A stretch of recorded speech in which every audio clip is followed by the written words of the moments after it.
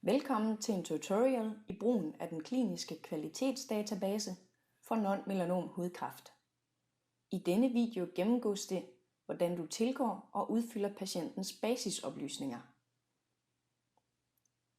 Når en ny patient registreres i hudcancerdatabasen, vil du blive bedt om at indtaste de såkaldte basisoplysninger på patienten. Skemaet for basisoplysninger kommer automatisk frem og skal udfyldes og gemmes, før du kan komme videre med behandlings- og kontrolskema. Basisoplysningsskemaet kan også åbnes via denne knap. Nu skal skemaet udfyldes. I skemaet skal patientens hudtype noteres, samt oplysninger om, hvorvidt patienten tidligere har haft hudcancer.